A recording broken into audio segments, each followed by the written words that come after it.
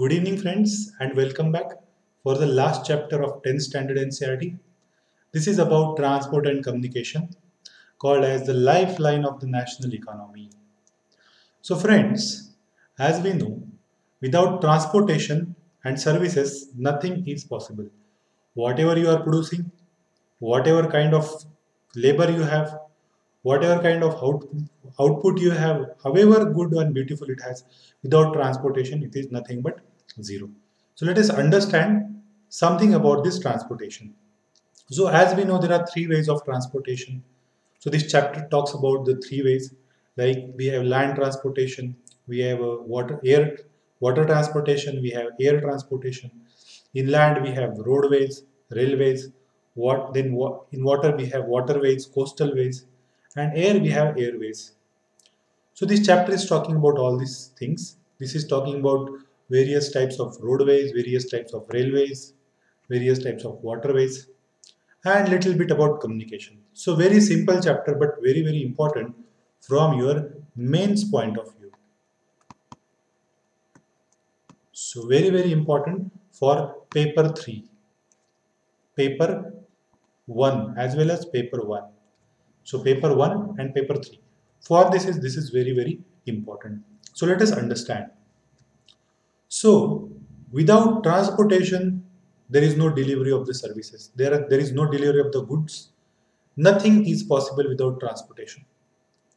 So, as we know that even ancient time, so the war between Ram and Ravana, it could not happen because there was no way between India and Sri Lanka. So they had to build a bridge. So without transportation, nothing can be possible. So, there are three ways of transportation: land, water, and air. So, as we talked about, there are various subtypes of them. We have roadways, railways. Pipeline is a new kind of thing coming up. Like I have told you in the previous chapter, that uh, some iron ores from Kudremukh are being transported to Mengaluru port via pipeline. So, pipeline is a new thing coming up. Okay, water you have inland transport, overseas transport. Here you have domestic and international, private air transports, public air transports like Indian Airlines. Okay, so transport and communications are a very important thing. So let us understand these modes of transport one by one. First, let us understand land transport. In that, first is a roadways. Roadways is one of the most important in case of India. Without roadways, it is very difficult in case of India. See, all the countries have different dominant modes of the transportation. India has a road as a very dominant mode of transportation. So almost we have 56 lakhs kilometers of road. So what kind of transportation will be dominant in particular country will be dependent upon the type of terrain. Okay, then type of climate and type of investment available in this country. So depending upon that, they will have this type of particular type of transport. So terrain, if you have a hilly terrain, roads, railways are very difficult. If you have a climate like you have for example, in your area, rainfall is very high. So roads will wash away very fast. Climate is very hot. Road will melt away. Rail will also melt away. Getting it. So climate will also determine what type of transportation you will have. Investment, the amount of money that government will have, that will determine the type of transportation. For example, Japan, they will have bullet trains. India don't have bullet trains because we don't have money. Getting it. So in this way, these three things are very important in determining the transportation. Now roads are of two types. Okay, largely two types: metal road and unmetal road. This is a metal road. Metal road means a very hard road made up of bitumen. It is all weather road. In rain, it will not wash away. Unmetal road means without bitumen, without like proper hardening work, without cement, they have made the road. So this is the sideway you can call it as a unmetal road. So metal roads are very, very important. So in this chapter, they have made a very good comparison between the road versus rail. So second way of transportation is a railway of transportation. We have a huge railway networks as well. But in case of India, road network is a larger, road network is a cheaper, road network is a easier. So why it is easier? Because construction, first of all, construction of road is very, very easy. Because you don't have to melt the iron ore, you don't have to make the very hard rail lines. So constructions of road is very, very easy. Second, road can be constructed on a hilly terrains easily. Rails are very difficult to construct on the hilly terrains. Getting it? So the lots of technology required for the construction of rail in the hilly terrain. Okay. Then, if you can see undulating topography. Okay, undulating topography means what? You have ups and downs like this. So in this kind of topography, road network is very suitable for that. And India have lots of undulating terrain. So roads are better in case of India. So mountains can be traversed. Second, then fourth thing that we can see, short distance. If you want to go to the short distance, you want to cover the short distance. If you have a, let us say, a short of a less amount of goods you want to carry, then road networks are more cheaper. For short distance, for example, let us say from Dhanvantari IS Institute to your uh, Hussain Sagar Lake, we are not going to construct a railway network. Getting it? So short distance is very, very, this road network is very, very good. So next thing is, if you have a less amount of good, for example, you want to carry the coal. So for that rail network is very good. But if you want to carry some few kgs of, let us say 100 kg of biscuits from one place to another place. So for 100 kg, you are not going to construct rail network. So for the lesser amount of goods, if you want to transport, then road network is very, very cheaper. So cost of loading and unloading is less in case of road network. Okay. So next thing is, road network can be used as a supporting way for other networks. For example, if you want to reach from your home to the airport, government is not going to build a railway network from your home to airport. So road network will be very easy. Similarly, if you want to go from railway line or railway station to your home, again, another railway line is not going to be built. So road will be built. So it can be act as a feeder or a supporting channel or supporting network for other types of networks, other types of transportation network. So this is very, very important from mains point of view. Anytime the question can be asked between comparison between road and rail network. Now, if you let us understand the road networks in case of India, there are 6 categories of road networks in case of India. First one is a golden quadrilateral. It is one of the biggest category. So this is a 6-lane highway. So one of the broadest highway. It takes a huge land to construct this highway. Both sides, six lanes you have. So 6-lane highway. It is connecting the major mega cities of the India. So Delhi, Kolkata, Chennai, and Mumbai. They are connected to each other by golden quadrilateral. So here again, east-west corridor. This is also connecting link between east-west corridor between Assam and Gujarat. Getting it. Also, it is connecting link between north-south corridor. Here, Srinagar to Kanyakumari. So here, in between, Golden Quadrilateral is also one of the connecting network. So that's why this is very, very important. And currently, they are being this this work has been completely done. So who is doing this work? It is done by the National Highway Authority of India. So this is golden quadrilateral. Next, you have a national highways. National highways are made up by Public Works Department, Central Public Works Department. So what they are doing, they are linking extreme parts of the country. So if you have like you have extreme part, northeastern region, northern Jammu Kashmir region, Kerala. So extreme parts of the country, they will be linked by the national highway. So National Highway 1 is a Sher Shah Suri Marg. This is one of the very ancient highway. It was uh, first created by Sher Shah Suri himself. Okay, so this is National Highway number 1 between Delhi and Amritsar. Very important from prelim point of view. So third type of highway is a state highway. What does state highway do? They will just connect the capitals of different states. Okay. Again, it is done by the State Public Works Department. Then you have a district highways. District roads and district highways, they are connecting the district headquarters with other towns and cities in that particular district. Getting it? So for example, Hyderabad is being connected to the other places, other surrounding towns. Getting it? So it is, since it is a district highway, it is constructed by the Jilla Parishad.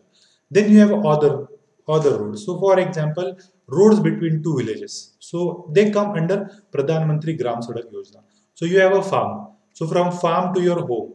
So this National Highway Authority is not going to come to construct it. So who will construct it?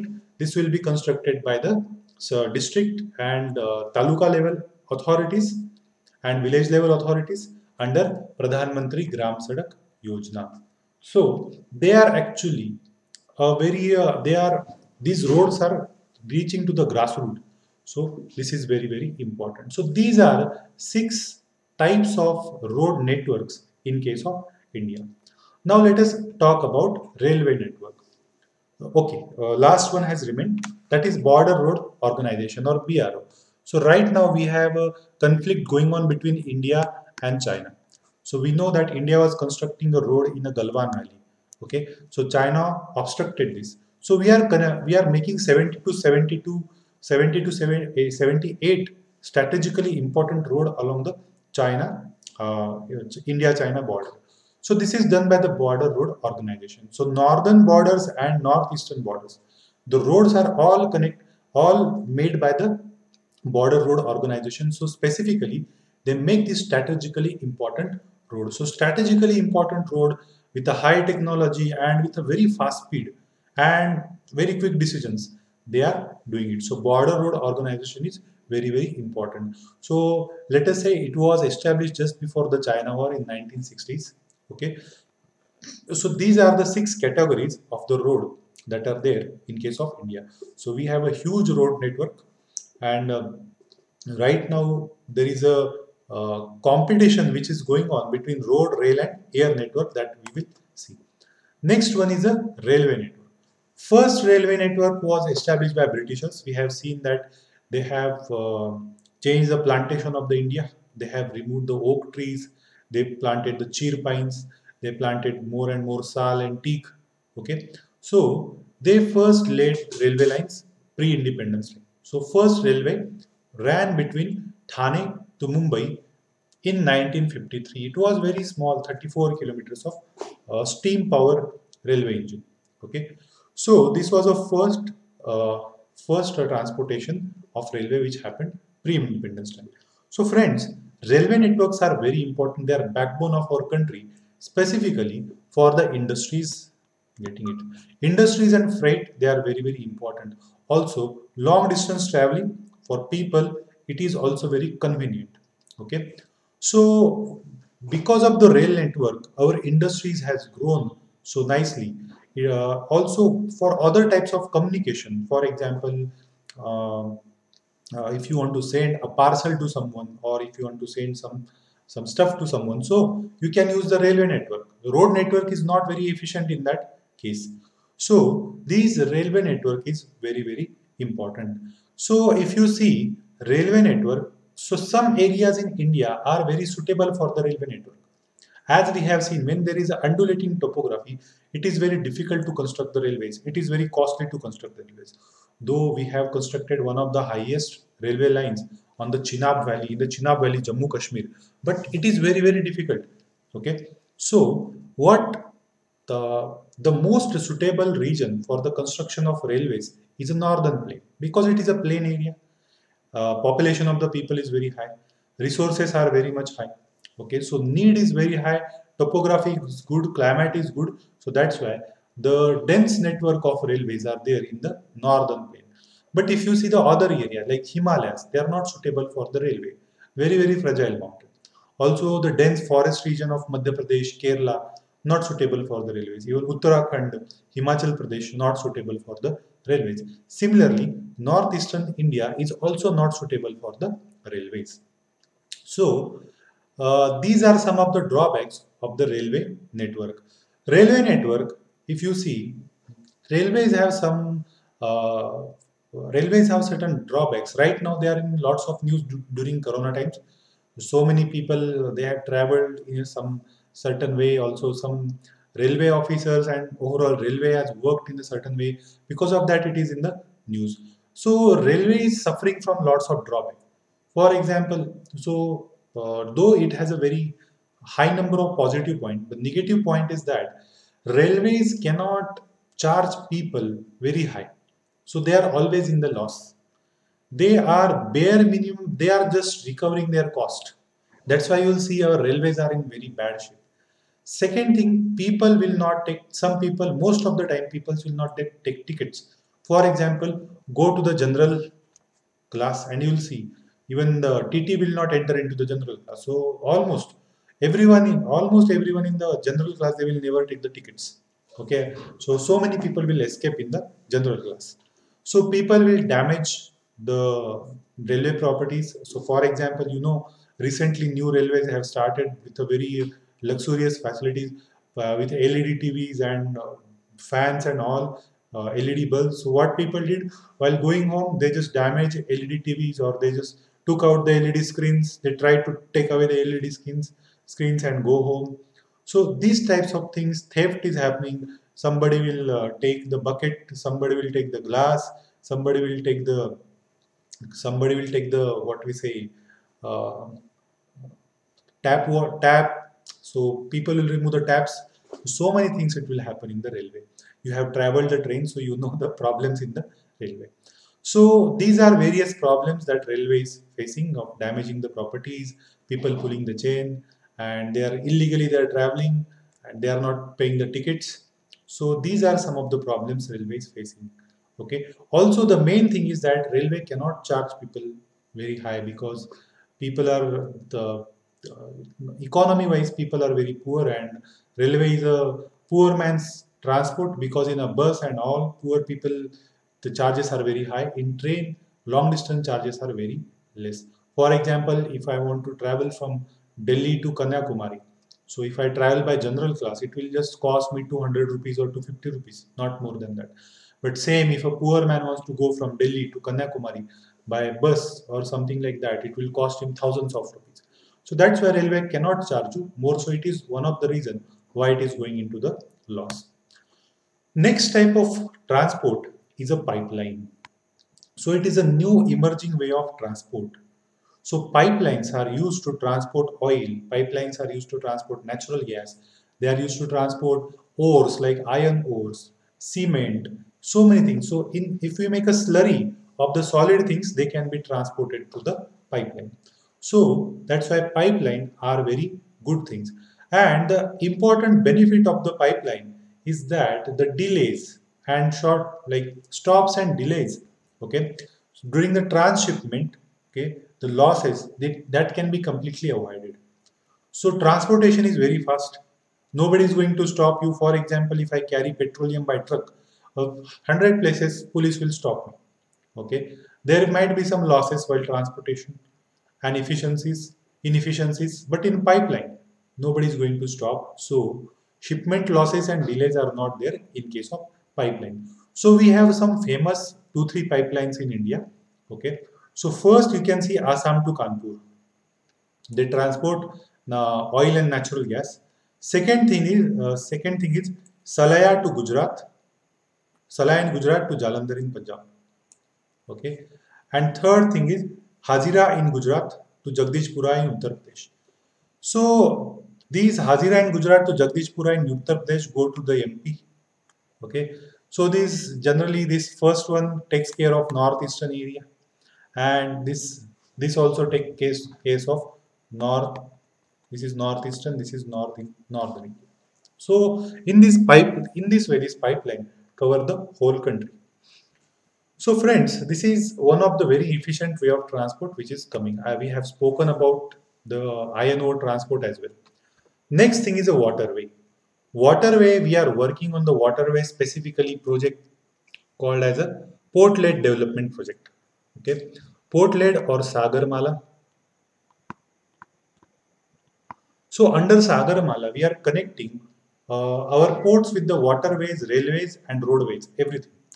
So waterways are very, very important, very cheap way of transport. They don't require much maintenance. The thing is that they need to be just economically friendly. They are very, very fuel efficient. So right now we have inland water navigation almost 14,500 kilometers. So pretty good. We have some national waterways like Allahabad to Haldia is national waterway number one. Okay, so we have Allahabad Haldia number one. Brahmaputra river, we have Sadia to Dhubri number two. Then we have west coast in the Kerala. Okay, Udyog Mandalam and Champapuram, Champakkara number three. Godavari Krishna river number four, and we have Brahmani river, Mahanadi and Brahmani river number five. So these are the different waterways. There are more waterways, okay, more national waterways. We'll see that. So at least you should remember these five. They may give you prelims, very important. They can give you match the following type of question. Okay. So these are the waterways, and slowly we are developing them. The problem with the waterway is just that they ecologically little bit harmful. For example, Allahabad to Haldia. If this if ship breaks and some accident happens, and this raw material falls into the river, then it will completely pollute the river. And fragile ecosystem like you have a Gangetic river dolphin and all, they may die in that. Okay, so that's why waterway. The problem is in between you have to do the dredging of the canal. Means what happens because of the silting? Okay, the volume of the water reduces. So what happens? There is a chance of accident. So you have to continuously remove the silt from the bed. So in that also there is a lots of harm to the ecology. So these are the problems of the waterways. Next, we have a ports. We have very important ports in case of India. Like we have Mumbai ports, we have Mangaluru ports, we have Kandla port. Here we have a Kolkata port, Paradip port, Visakhapatnam, Chennai, Mangaluru port. Downside you have a Tuticorin port. So very major ports. We have 10 to 12 major ports in India, and almost more than 150 minor ports. Okay, so you can see 95% of our trade in terms of value is done by these ports, international trade. Okay, so first port or the famous port is a Mumbai port. So from the time of British also, before that we have a Mumbai port. From the time of Chhatrapati Shivaji, this port is there, Mumbai port. Okay, after independence, first port that we developed was a Kandla port. So we lost the Karachi port of the Pakistan. So we needed some port in the west coast to take the to reduce the pressure on the Mumbai port. So we developed the Kandla port.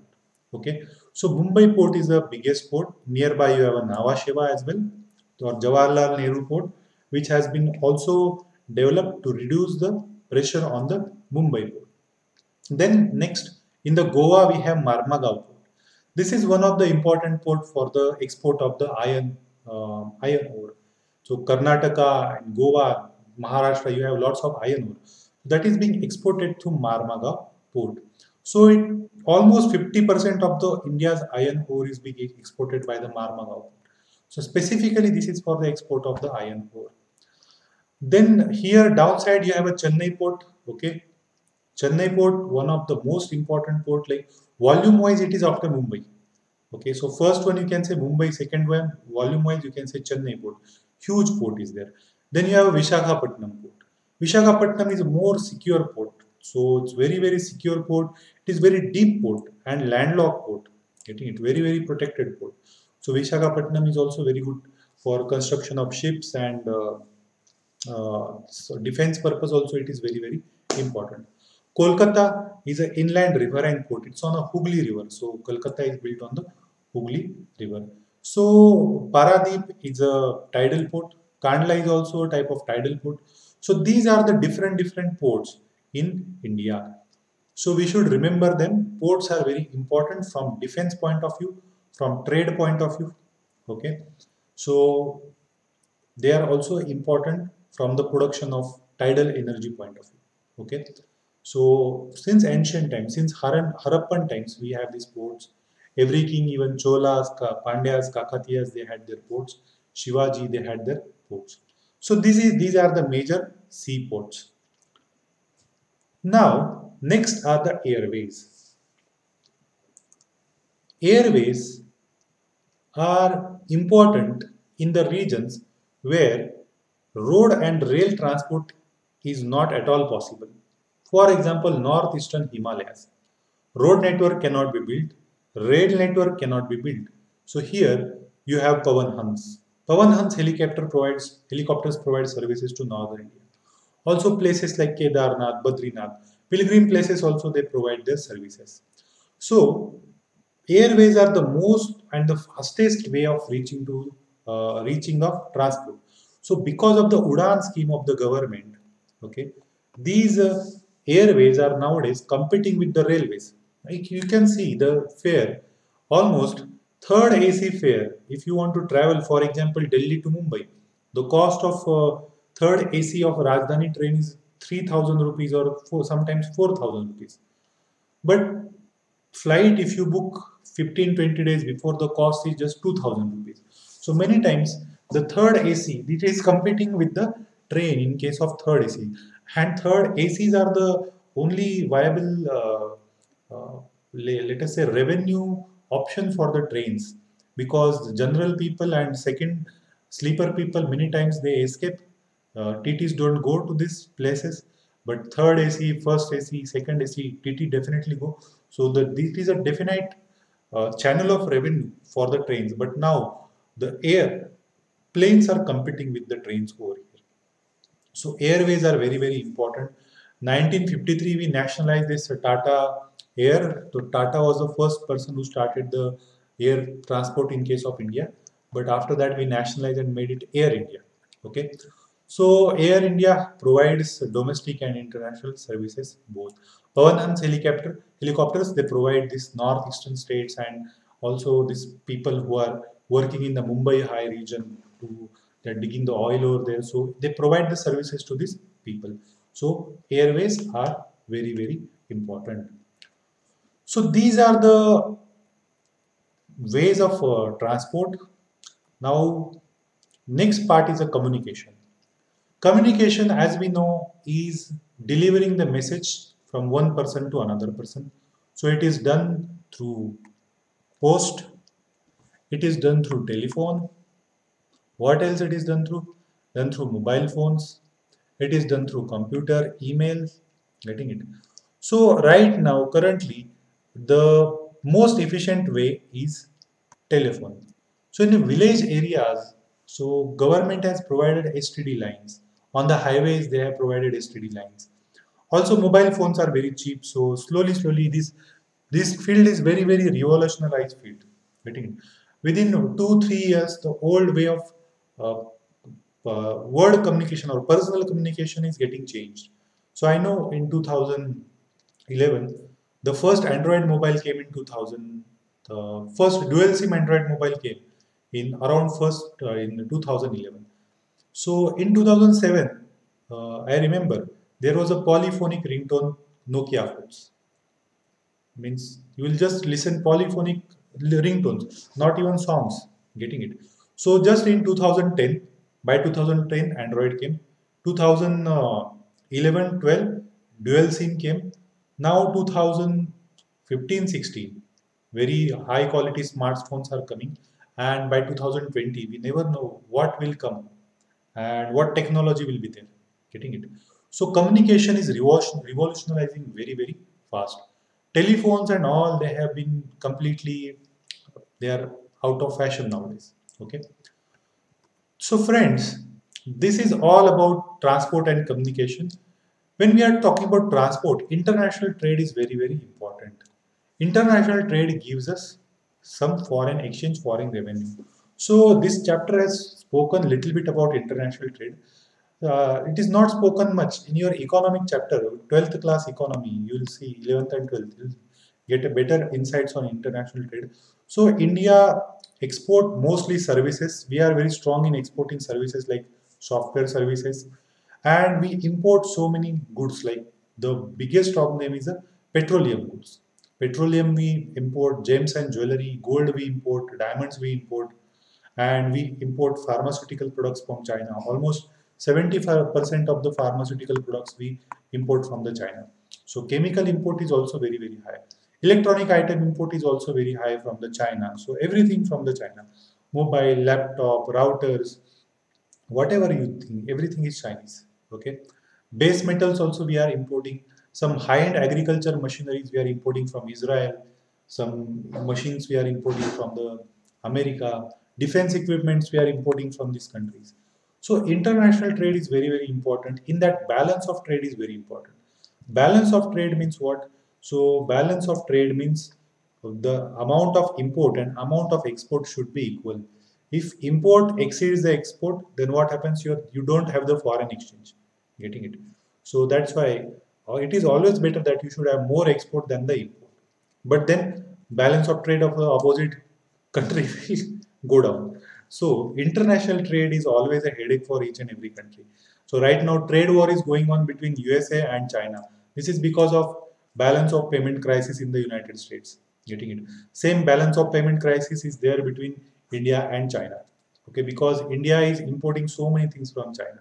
Getting it?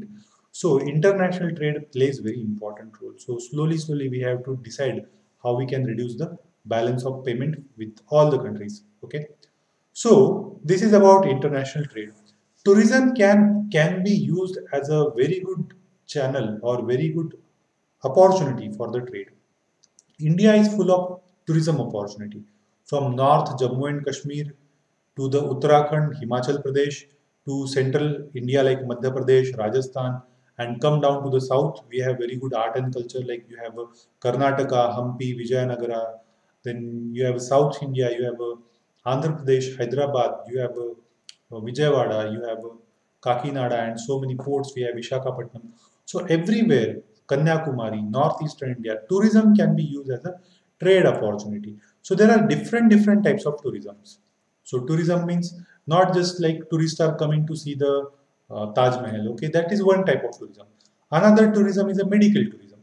That means people are coming for the treatment, as well as when they are coming for the treatment, they will not just take the treatment. They will see the places as well. So medical tourism is also there, and adventure tourism is there. Like you are doing bungee jumping, you are going for river rafting, and so many things. Okay, so some places like Uttarakhand and Himachal, they are famous for the adventure tourism. Some places like Pune, Mumbai, they are famous for the medical tourism. Andhra, Karnataka, famous for the medical tourism. So tourism is a very good opportunity to earn the foreign exchange. Very easy way to earn the foreign exchange. Getting it? It also promotes your culture. It promotes your handicraft. It promotes your tribal artifacts, tribal culture, backward culture also. So tourists, when the tourists come, they want to see some antique things. Getting it. So they don't go and purchase in the malls in general. They will go to the tribal areas. They will go to the local handicraft shop. They will go to the local, let us say, person making some idol from a stone. They will go and purchase these things like that. So that's why tourism, they can boost the local employment of any area. So that's why tourism as a trade is one of the important opportunity. So right now almost 1.5 crore people are engaged in the tourism, very less. Getting it? India has a huge opportunity. Even every person can be engaged into the tourism. That much opportunity is there. Almost our 130 crore people. Each and every city, each and every village, we have something to show in the tourism. Getting it? That's why tourism can be developed as a trade opportunity specifically for the international purpose. So this is a very important things. These are the very important things mentioned in this chapter. This chapter is very important from our mains point of view. Hope you have understood this 10th standard NCERT. Let us see the MCQs based on this NCERT. Which of the following extreme locations are connected by the East-West corridor? East-West corridor, I told Assam and Gujarat. So Silchar and Porbandar. Okay. Which mode of transportation reduces transshipment losses and delays? Railways, pipeline, roadways, waterways. Pipeline does not have transshipment losses and delays. Which one of the following state is not connected via HVJ? HVJ. Madhya Pradesh, Gujarat, Maharashtra, Andhra Pradesh.